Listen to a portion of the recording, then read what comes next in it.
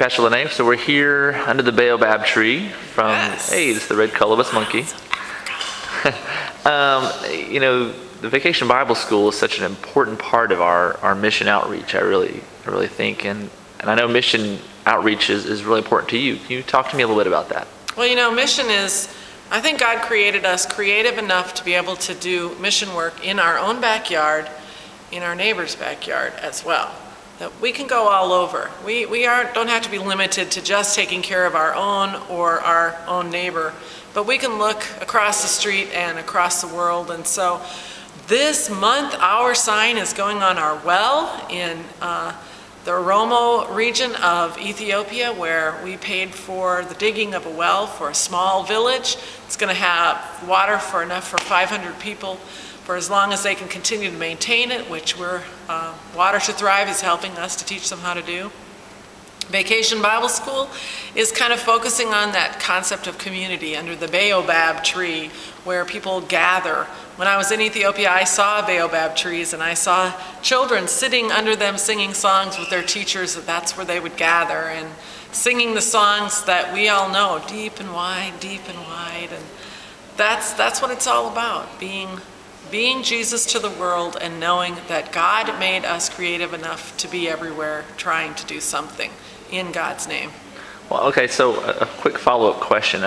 Obviously, mission work benefits others.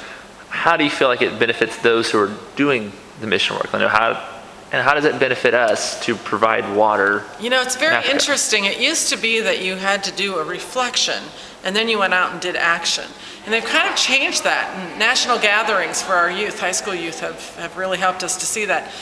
Go do something to take care of, help other people, and then reflect. And you'll find out in that reflection that you've usually been changed more or just as much as what you've done for others.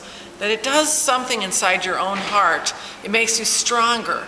It makes you more appreciative of what you have. It makes you want to share more. So, is there anything in particular that's ever happened to you that made you have that feeling of, wow, this is just so amazing, I need to keep doing this? Well, or maybe a better question might be, what's your favorite mission moment that you've ever experienced? The one I'm doing right now.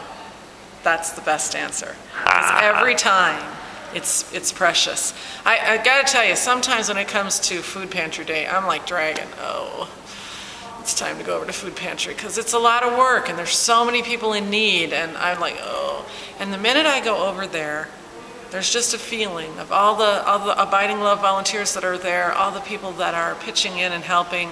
We even have people who were once our clients or our guests there that are helping now and pitching in. And it's just a wonderful thing. And so you leave and you're energized, like, wow, that was good. Thank you, God.